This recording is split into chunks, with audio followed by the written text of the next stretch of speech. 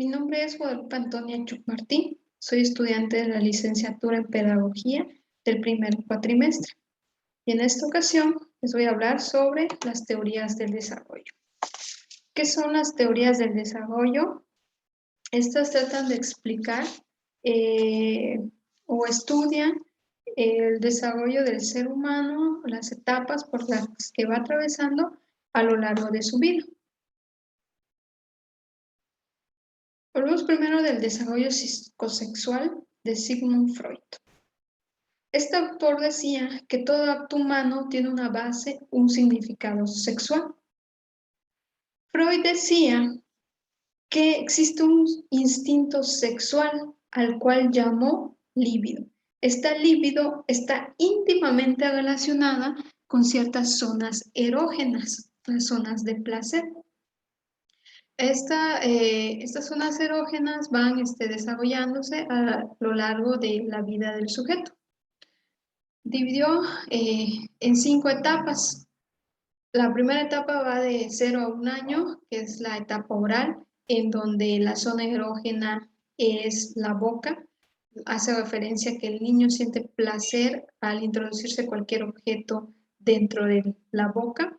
Incluso hace una comparación con que el niño siente un orgasmo. Posteriormente, la etapa anal, que va de 1 a 3 años, el órgano de placer es el ano, principalmente cuando el niño ya controla los esfínteres. Entonces, de la etapa de los 3 a los 6 años se presenta la etapa fálica, en la cual el órgano de placer, en el caso del niño, es el pene y en el caso de la niña es el clítoris. Incluso Freud menciona que en esta etapa se da lo que es la masturbación precoz. De los 6 a los 11 años, Freud determina la etapa de la latencia, en la cual explica que todo pensamiento sexual desaparece.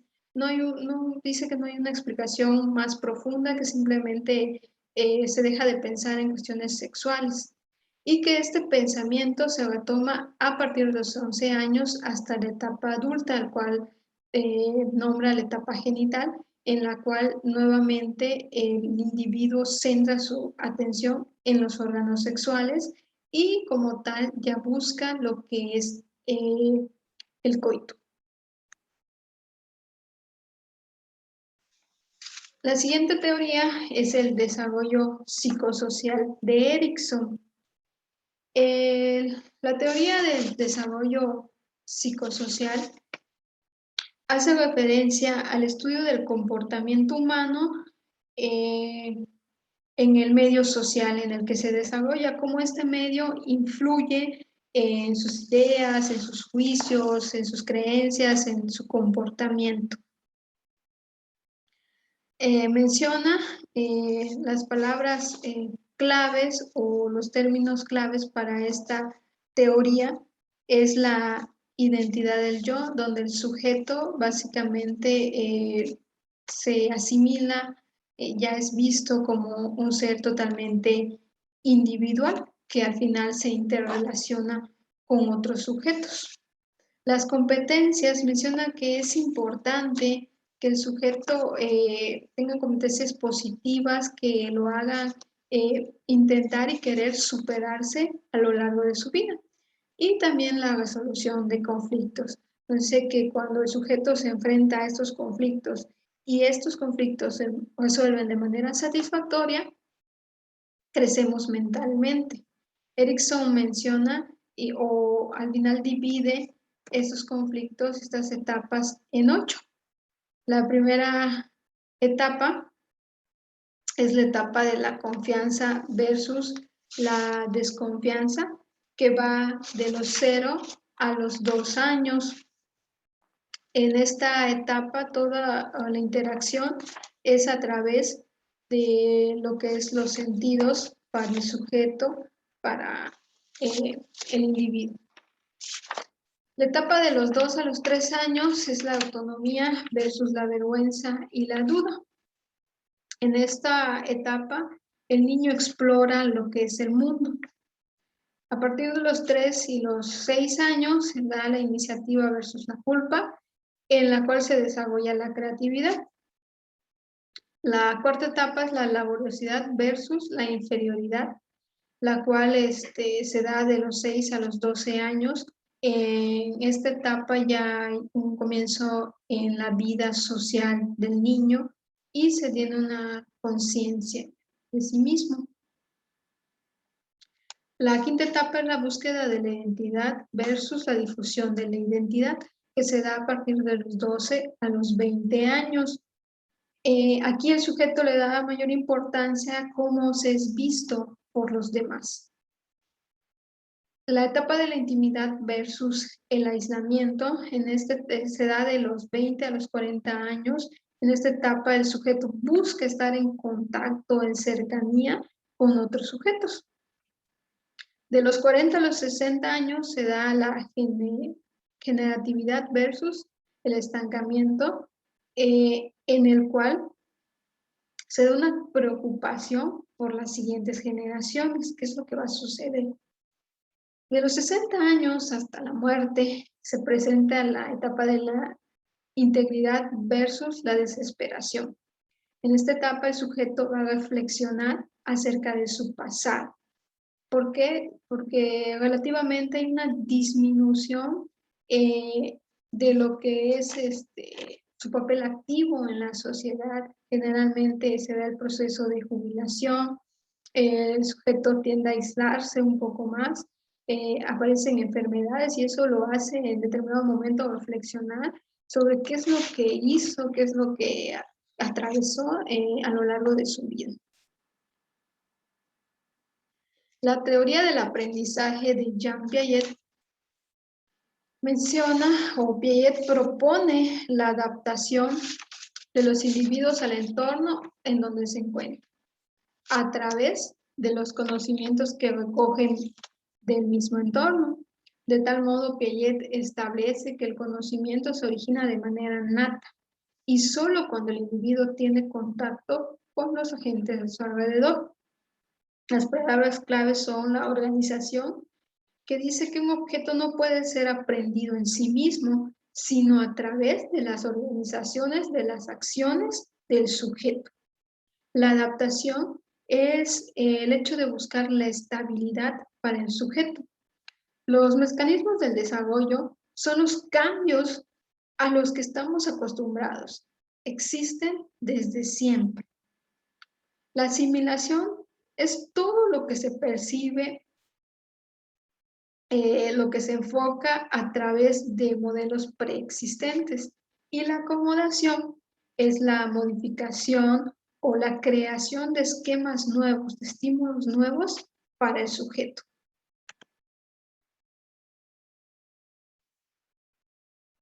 Piaget igual hace una división en las etapas del desarrollo cognitivo. La primera etapa, la etapa sensoromotriz, que va de los 0 a los 2 años de edad, en los cuales todo el aprendizaje de los individuos se da a través de los sentidos. De los 2 a los 7 años se presenta la etapa preoperacional, en la cual se da el desarrollo de la función simbólica, el lenguaje oral y escrito. De los 7 a los 12 años se presenta la etapa de las operaciones concretas, en las cuales el individuo ya puede resolver operaciones mentales simples. Y la última etapa es la etapa de las operaciones formales, que se da de los 12 años hasta la edad adulta, en los cuales el pensamiento ya es lógico, abstracto, inductivo y deductivo.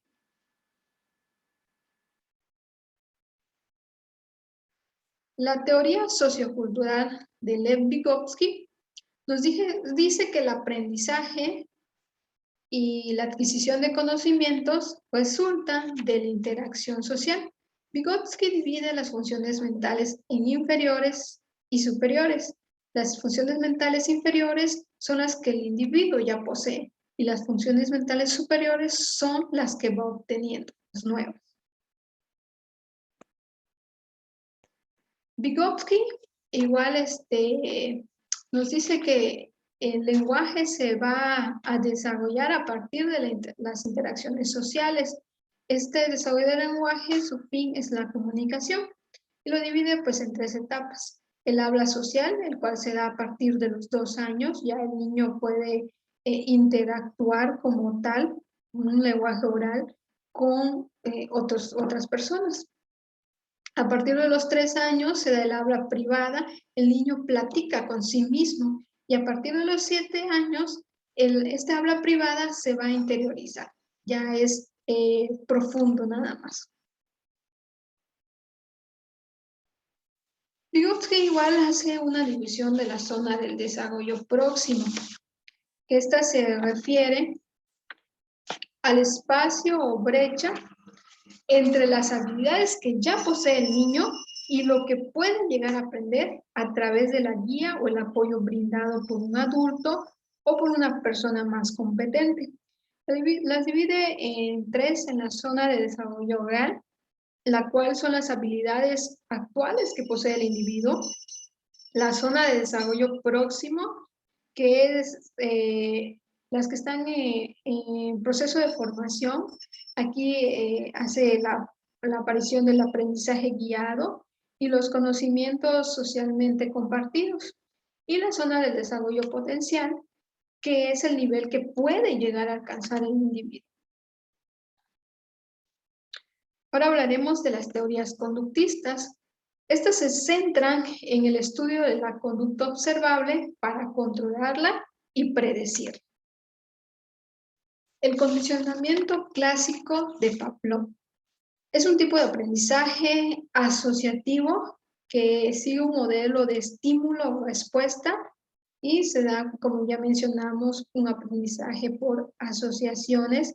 Las respuestas son totalmente involuntarias, se producen antes que el proceso de condicionamiento, se basa en un comportamiento involuntario y las respuestas están bajo el control de un estímulo. Pavlov hizo un experimento con unos perros en los cuales les servía la comida, sonaba una campana, la cual era el estímulo, y la respuesta de los perros era al final la salivación. Posteriormente quita lo que es el estímulo de la comida y simplemente deja la campanilla y la respuesta es la misma, la salivación. ¿Cómo podemos aplicarlo en nuestro contexto? Se da o lo podemos observar cuando, por ejemplo, suena la campana para el receso y el niño grita de la emoción. ¿Por qué? Porque sabe que cuando suena esa campanita es a medio periodo de clases, es que él puede salir a convivir con sus compañeros. El condicionamiento operante de Skinner introduce el reforzamiento en el proceso de aprendizaje. Dice que aparte del estímulo y la respuesta, hay una consecuencia a los actos. Esta consecuencia está asociada a la respuesta y que esta va a incrementar o reducir la posibilidad que se produzca un nuevo aprendizaje. El proceso del condicionamiento que se produce está en función de consecuencias posteriores. El comportamiento es totalmente voluntario y las respuestas son controladas por el mismo organismo. Los refuerzos pueden ser positivos o negativos en forma de castigo. Por ejemplo, ¿cómo podríamos aplicar esto? Un niño que estudia para un examen de matemáticas y obtiene buenas notas al llegar a casa, se lo comunica a sus papás y ellos como un refuerzo positivo, como una recompensa o como consecuencia a este acto, le ofrecen un helado, lo premian. ¿Qué pasa? Posteriormente el niño va a estudiar para obtener buenas notas en los siguientes exámenes y que sus papás de igual manera pues le den un premio. ¿Qué pasa con el castigo al final? ¿Qué sucedería si fuese todo lo contrario? Si el niño no estudia para el examen, obtiene malas notas y pues los papás interponen un castigo, les estipulan un castigo, podría ser este castigo, quitarle su videojuego favorito. ¿Qué sucede? Que el niño en posteriores exámenes, con tal de no perder el videojuego favorito, de no tener este castigo, va a estudiar. Va a suceder todo lo contrario aquí. Va a estudiar para que pues, el resultado sea distinto, sea diferente y pues no obtenga el castigo, sino sea todo lo contrario. La teoría del aprendizaje social de Bandura. Bandura nos dice que en la mayoría de los humanos el comportamiento se aprende de manera observacional a través del modelado. Que no puedes, él nos dice que todo aprendizaje y todo comportamiento se da a base de la observación. Lo divide en principios que son la atención, la atención, la reproducción y la motivación. Un ejemplo de esta teoría podría ser que se sorprende un alumno copiando en un examen. ¿Qué sucede? El docente puede aplicar un castigo, como puede ser dejarlo sin receso. Este castigo y este comportamiento al final va a ser observado por sus demás compañeros. Esto va a motivar a los demás compañeros a no producir este mismo comportamiento para que no sean castigados de forma negativa. Podría aplicarse también de forma positiva cuando, por ejemplo, cuando un alumno termina su tarea y la termina de manera satisfactoria y el docente le permite armar un rompecabezas o leer un cuento de su elección, los demás compañeros observan este comportamiento, observan que cuando su compañero terminó de manera adecuada, hizo de manera correcta todas las actividades, tuvo un premio. ¿Qué pasa? Esto se traspapela a los demás compañeros. Ellos tratan de hacer lo que hizo el compañero. Esto se da también aquí, podemos ejemplificar que es una superación en lo que es el alumno. Para finalizar, como manera de conclusión, ¿cómo influyen las teorías del desarrollo en la educación? Estas teorías nos van a ayudar a comprender, a predecir y a controlar el comportamiento humano y tratan de explicar cómo los sujetos acceden al conocimiento. Gracias por su atención. Hasta la próxima.